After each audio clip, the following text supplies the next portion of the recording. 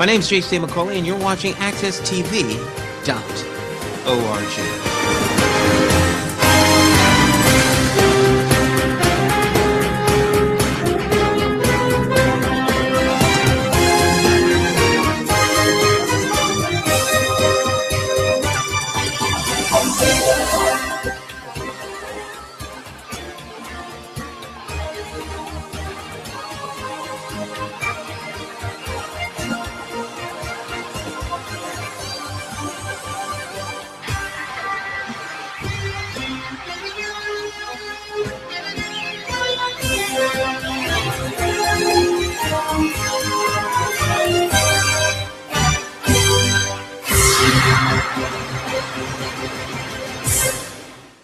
Afternoon. This is Jonathan Small, host and producer of Face to Face. I'm doing a special edition this afternoon on Face to Face.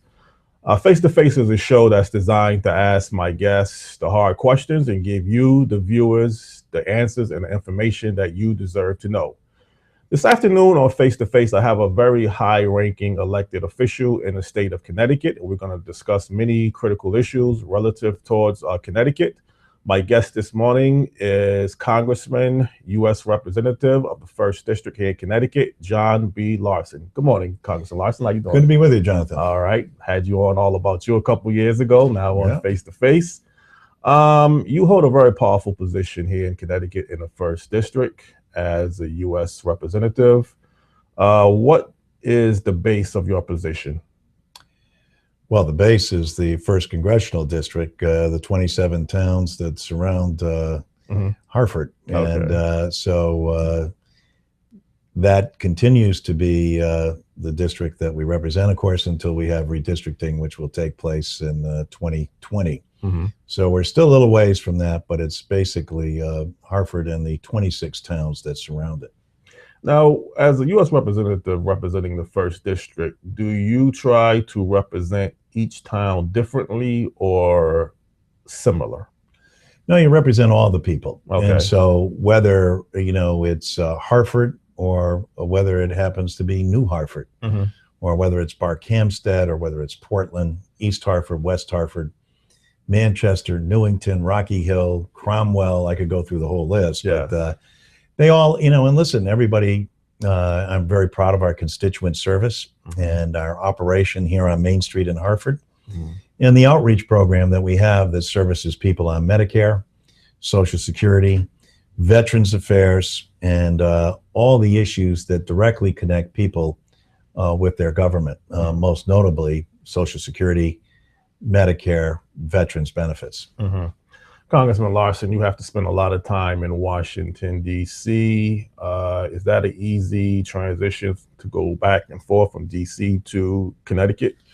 Well, it's a lot easier for someone from Connecticut than it is from California. I can say that. I know the back and forth does create a little wear and tear, but after 17 years of doing it, I've gotten used to it. I'm just grateful that I only have about an hour flight back and forth, whereas if you live on the West Coast or in the Midwest, et cetera, 6-8 hours, people getting back and forth to their districts. So from that perspective, I certainly am blessed, and it's an honor to serve the people of the 1st Congressional District. Okay.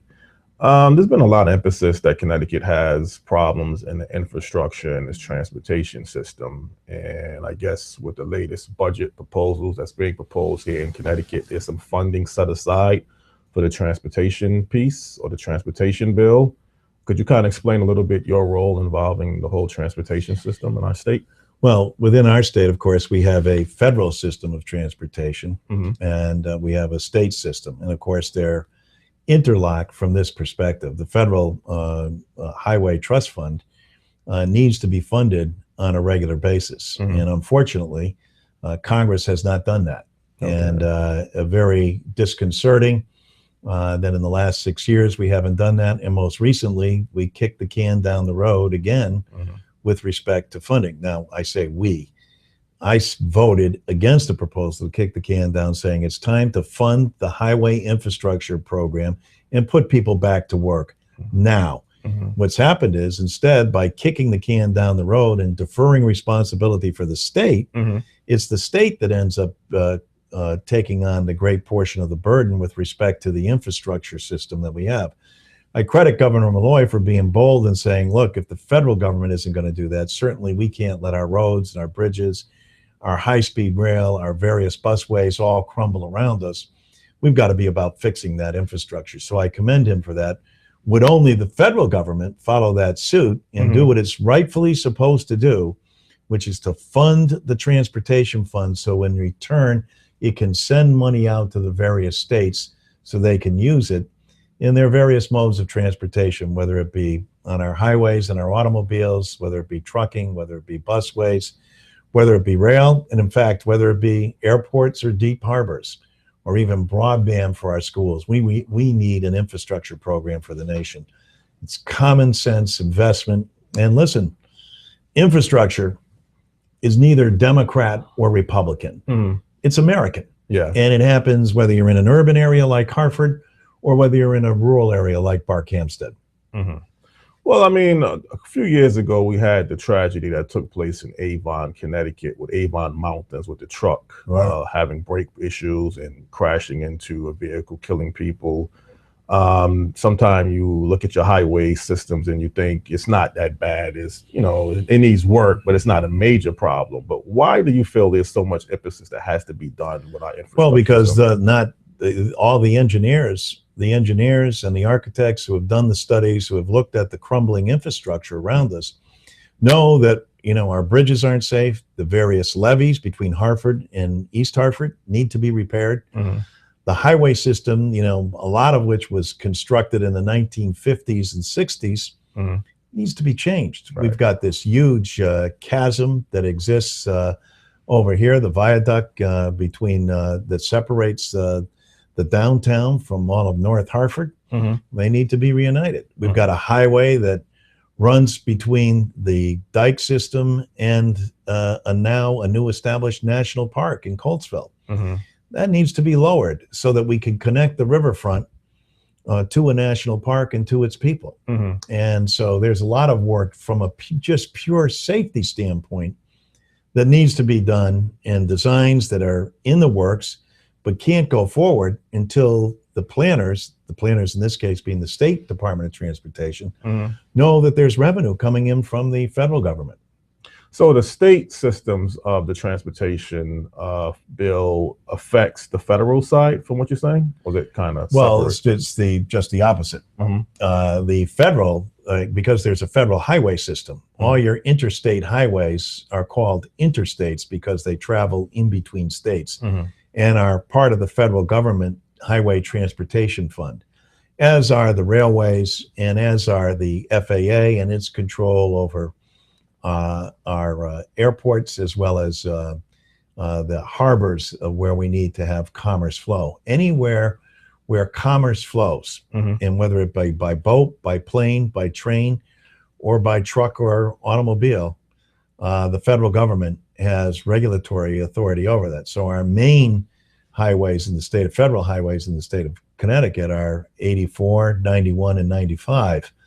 And then we have offsprings of that are both, but both the state and federal government are supposed to work in simpatico, or both work together in a way that's seamless and can help out from that standpoint. Do you think there's some divisions between the two political parties that's causing maybe some gridlock or slowing up the process of moving forward with the infrastructure? Well, definitely so, and that's why we're bringing Chairman Schuster here, who's the Republican chairman of the committee, who happens to believe in funding all of these infrastructure programs that I just went over. But there's a number within his party, a number of Tea Party members who they'd like to see improvements, but they don't want to pay for them. Okay. And, you know, the last time I checked, you can't cut your way to an infrastructure program. I mean, these are real investments in making sure that our roads, our bridges, our waterways, our sewage systems, our broadband, our rail, our airports, these are part of making commerce flow and grow across the country. And the federal government plays a very integral part in all of that, because the only way it flows all across the country is if there is an interstate cooperation, and you need a federal government to do just that, and that's what our responsibility is. And unfortunately, the can has been kicked down the road again, and we need to make greater investments in infrastructure. Congressman Larson, wasn't it the fact that when Barack Obama ran for president the first time in 2008, he had some type of initiative to reinvest in our infrastructure throughout our country? Has this development proposals with infrastructure has something to do with what he proposed in 2008? Well, unfortunately, the president did propose infrastructure improvements, and then in the battle over the fiscal cliffs, as it's commonly referred to, which is giving the president authority to expand the country's ability to pay its bills, it ended up in a split between Democrats and Republicans, ultimately settled in a compromise that brought in sequester. Sequester is a cut across the board that takes place without any input from any agency. They just automatically take place. So it's just across the board cuts that have been disastrous for the country, because you can't run a country like that. Right. I mean, you can make across the board cuts maybe for one legislative cycle or two, but when you do this consistently, you bring down all the programs that the nation is supposed to serve. And so because the Republicans have sought to block President Obama's initiatives with respect to the infrastructure, the nation hasn't had a plan for 6 years. And the 6-year renewal again is in front of us, and it's been kicked down the road again. And I hope for all the construction work that's related to that, and then all the infrastructure work that's related to that, that we need here in the state, that we are able to come to agreement. Again, that's why I'm bringing Congressman Schuster here to look firsthand at what the city of Hartford, what the 1st Congressional District, and what the state of Connecticut are experiencing. And we have primary examples, in the 1st Congressional District, we have Bradley Airport. We obviously have the Springfield to New Haven railroad system and Amtrak that needs to be looked at. The whole federal infrastructure system all actually weaves through, East Hartford. Yeah, your hometown. My hometown. Yeah, right. How much money are we talking about total, or any estimate figures that it would cost for Connecticut to build up this infrastructure to the level that you feel it needs to be? Well, it's billions of dollars. Okay. And so the estimates will vary. But what happens is you have to reauthorize the fund and then pay for it. And that's been the big stumbling block. And there are a number of ways that it can be paid for. It could be paid for by user fees. It could be paid for by a gas tax. It could be paid for something that I favor, a carbon tax, which would mean a tax on pollution, and then passing the savings back to the consumer, but then having a steady, reliable fund that comes into the state of Connecticut and the federal government to make sure that our highways are up. The cost of not making these improvements in terms of repairs to automobile, in terms of poor highway systems, delays and being late to work, time is money.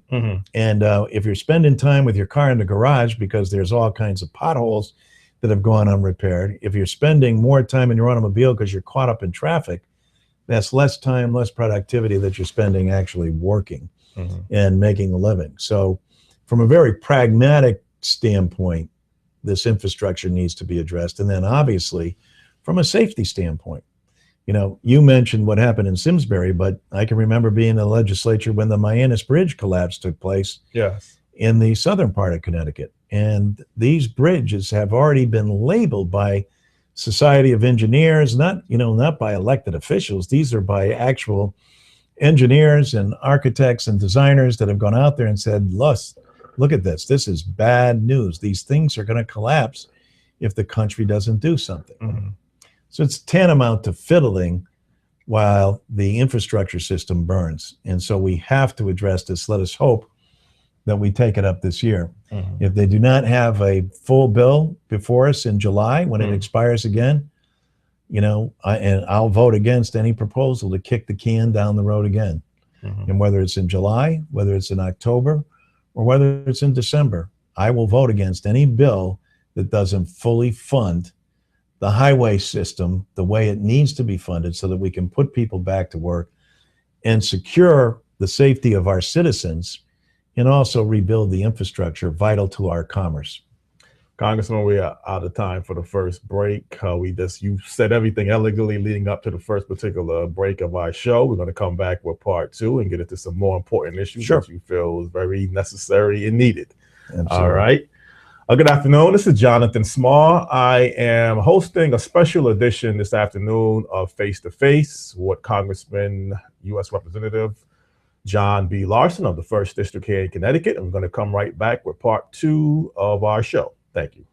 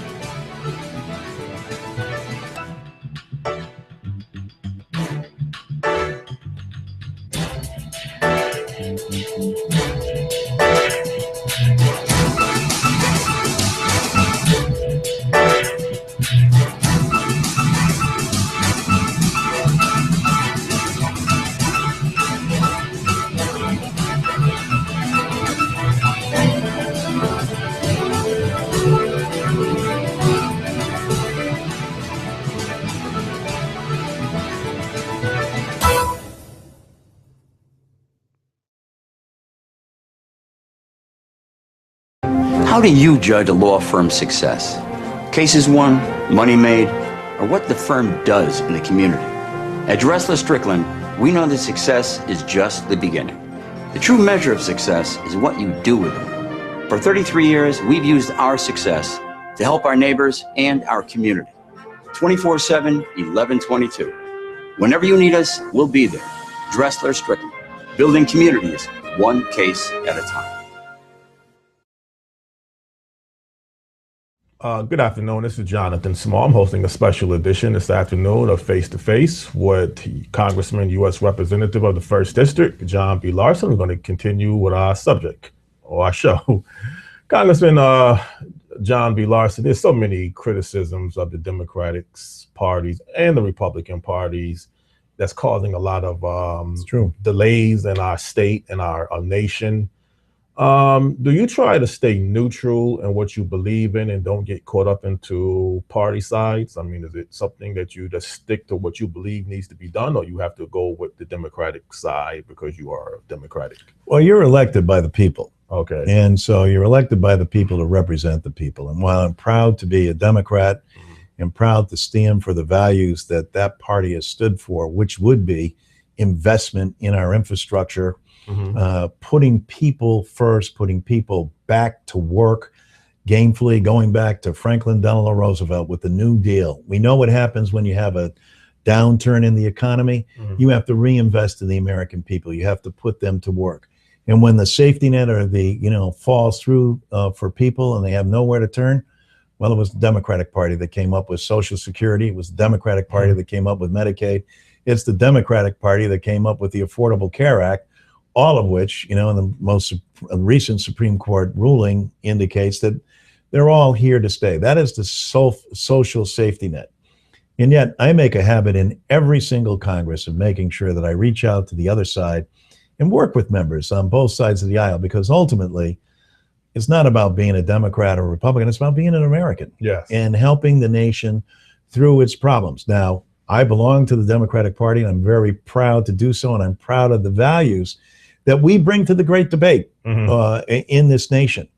And I think our president has done a great job of, and if you heard him in South Carolina the other day talking about all the issues that are critically important in this nation, not just in terms of race, but in terms of gun violence and in terms of addressing some of the hatred that still persists in the greatest nation on the face of the earth.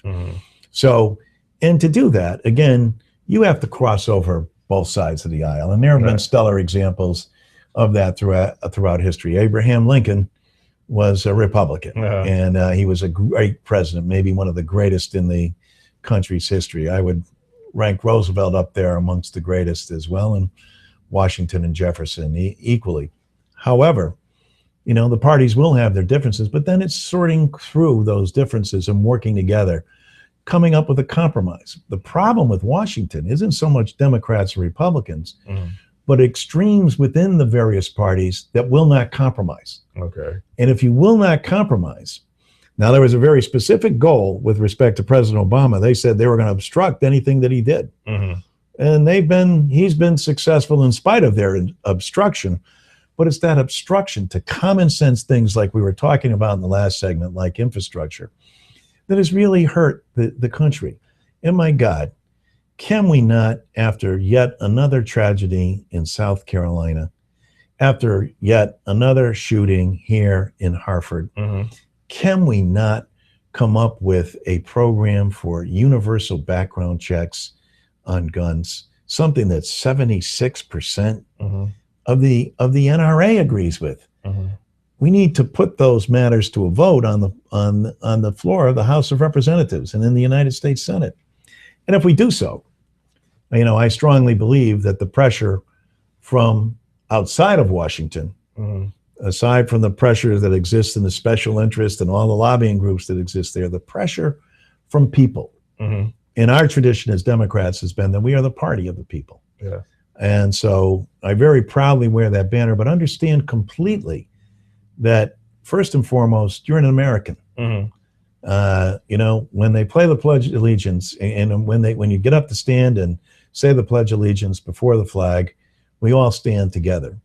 At a ball game, when they sing the Star Spangled Banner, we all rise together because we're one nation under God. Congressman Larson, you just made a statement that kind of backs up your beliefs and your sincerity, because I was going to ask you, why do you think you're so successful? You've been re-elected 9 different times, you know, a 9-term congressman. And I was going to say, well, maybe you're in a Democratic state, and obviously, you know, they're going to vote for the Democratic, you know, side anyway. But before I get into that, you just made a comment about we have to be concerned not only with what took place in South Carolina, but the tragedy that took place in Hartford, just with an innocent bystander. And I would think people will just assume a powerful congressman like John Larson would be out of touch of what's going on locally. But you just said you are totally aware of what took place, and that's no, we're aware of what took place. And I marched in the 2 weeks ago, I believe it was now, and I stood in the back of the line with everybody else, and but then I went to the church and heard the various pleas of people. I mean, it is a tragedy beyond compare. And as the president pointed out in his speech, aside from the shootings, and he mentioned again not only what took place in South Carolina, but Sandy Hook. And the rest of the country, I believe, is where we need to be in terms of recognizing, yes, it's true that guns, you know, don't create the violence. It's human beings that do. But shouldn't we be doing everything we can to keep guns out of the hands of individuals that are not mentally stable, that could do great harm, that police will be notified about? And the answer, of course, is yes. And then the countless number of shootings, far more, that have taken place in our urban areas, including black on black crime, which, you know, the president has attempted to address, which actually I thought Al Sharpton eloquently addressed at the church the other day here in Hartford. So I think it's all of those issues that you have to be concerned about. And if you are out and amongst the people, that's where you pick that up. I still, when I'm home, I shop here in Hartford. I shop over on Franklin Avenue. It's one of my favorite haunts. I mean, you can't get better food than at D&D. And testimony to that is all the fire departments go down there to get the food for the dinners they make here in Hartford. And if they, you know, and of course, Corner Grinder, 2 over here, and you know, all the great restaurants that exist in the city of Hartford. And I say to people east of the river all the time, M West, I've never had an issue in the city of Hartford. I recognize that there's concern and there's crime level that exists here, et cetera. But I've never had an issue coming to dinner here in Hartford and to be able to participate in, well, all the richness that the culture here has to offer.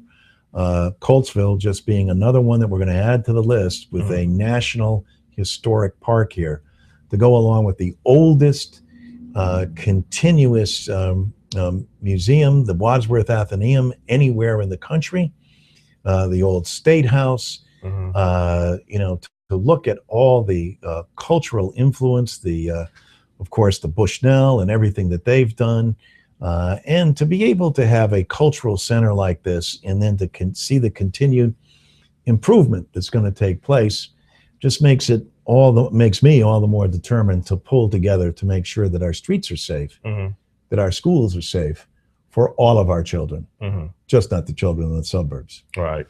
Well, I mean, you mentioned something about the Coltsville, but before we get into the Coltsville project, you represent the first district that consists of 700,000 people, and it's a diversified geographical area that you represent. And I asked you earlier, do you go at it fighting and lobbying for issues similar or differently? And you kind of said you have to address it at different levels. You know, Hartford may need different things than Bristol or New Hartford. Yep.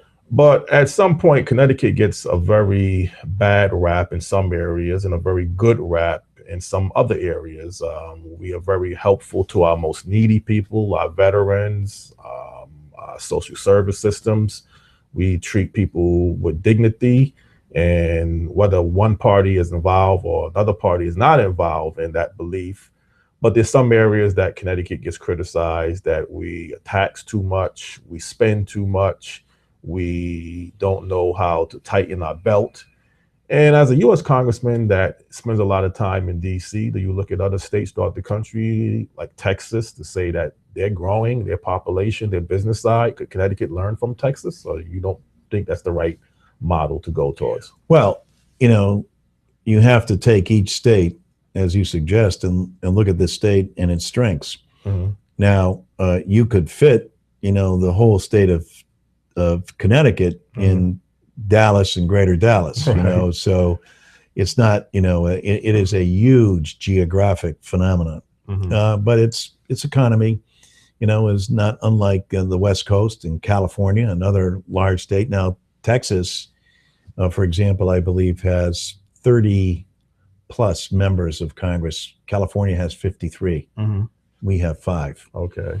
We have to fight harder for what we want, but in our state, but our state also is probably number one in manufacturing in terms of where we're headed. And we just spent the morning with the New England Council talking about a new report that's out that talks about additive technology and talking about manufacturing, the new manufacturing, talking about manufacturing that is technologically and innovatively clean, high tech, entrepreneurial, being able to take raw material and dust and turn that into an object through something called additive manufacturing.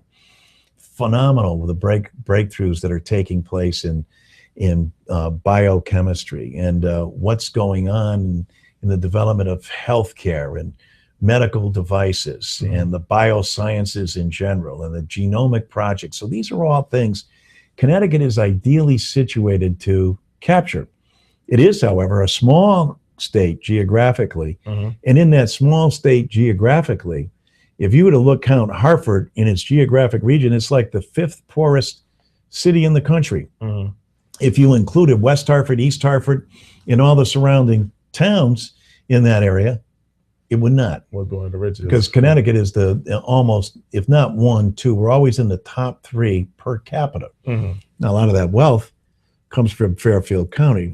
So, and there is a difference in terms of the structure that each state will experience, both based on size and region. So perhaps it's not a fair example to compare us to Texas, but I'll say this uncategorically. If I had a choice of raising my kid and sending them to an education system in Connecticut or Texas, I'd take Connecticut.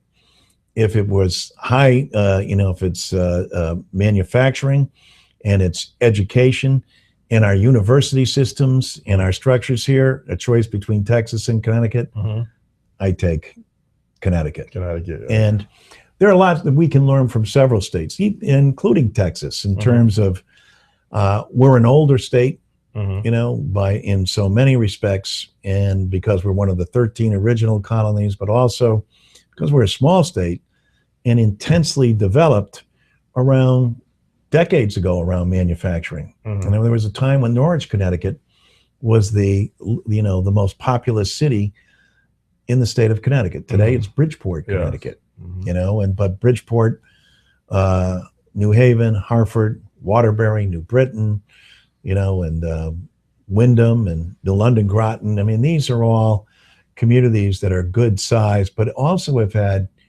new and developing technology emerging, but also an older technology that is lapsing.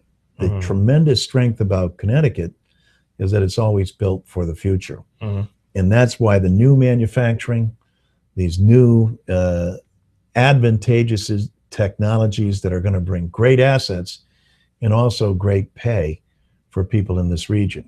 So we got to get a lot of things right in Connecticut, and getting to scale our tax code and how we go about taxing people and getting, you know, the benefits that we desire in here would be a lot stronger if we had a national infrastructure program that was assisting the state. We'd be a lot stronger if the federal government was paying its fair share with respect to taking care of all of our students with special needs, which is the reason that most of our budgets are up the way we are. Now, in a small state that's intensified like we are, where a lot of these concerns are passed on by the federal government to the state, it makes it very hard on a city like Hartford, town like East Hartford or West Hartford to keep pace, especially since we require, because we have a great education system, the very best for our children.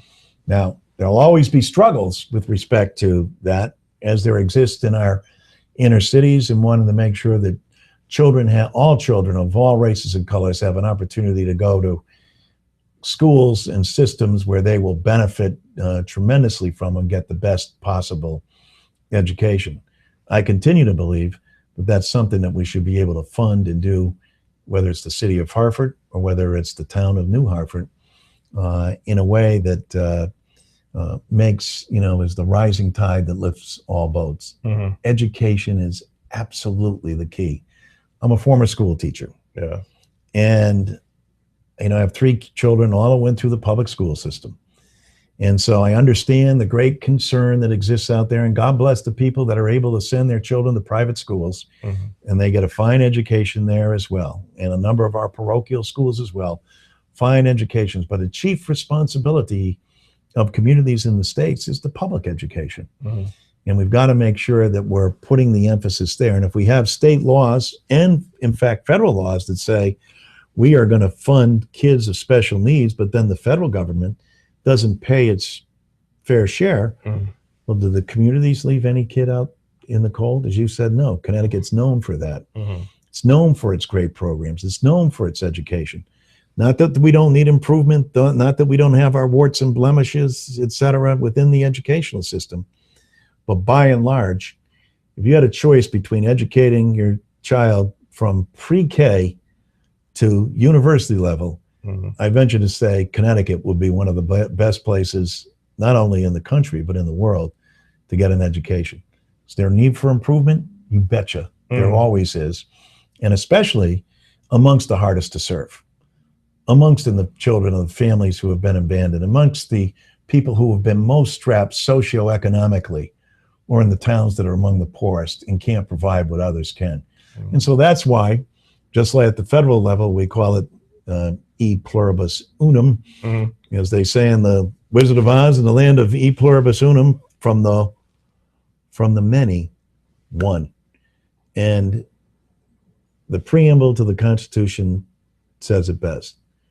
We the people, in order to form a more perfect union. We're a long ways off from that perfect union.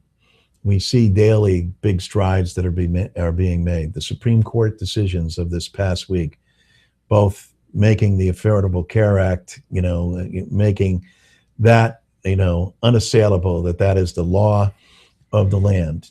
And also in groundbreaking legislation, making sure that when it comes to the relationship in love between two individuals, that it's equality and justice that prevails. Well, there's a lot that we can still talk about. There always is. Always is a lot of things to talk about, but you're really saying that we here in Connecticut, we have a lot to feel proud of. We have a lot that we still have to work on, but maybe we're not as bad as the media, the other party side make us to believe. Because if you listen to many reports, it's like Connecticut is going completely in the wrong direction. We're not a business-friendly state. We're forcing people to leave Connecticut. But you're saying really it's not as bad as the media? Well, here's what I always say. And there's good arguments to be made on both sides. And isn't that where what government is all about, coming to compromise? And this is the problem with Washington. If people are not willing to compromise at all, then how do you make progress? All right. So I do think the great thing about Connecticut is that we've had that long-standing tradition, and we'll have yet another opportunity to do that, even in these difficult financial times. I just wish the federal government was doing its job to assist the states. It's not. Without a major infrastructure program, there's no highway funds coming in. The state of Rhode Island is going to declare bankruptcy in their highway fund. How does that help the roads, bridges, and people of that great state? And so, the investments are running out. The bridges have been identified. This is an area that traditionally has been nonpartisan.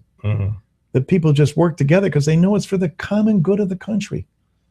And there's one small area of infrastructure, which is huge because of the highways and the roadways, the bridges, the sewage systems, the broadband that should be in all of our schools, the high-speed rail that should be connecting us and connecting our commerce, the airports, and then latest technology in terms of air traffic, the expansion of Bradley Field, for example, here in the state of Connecticut.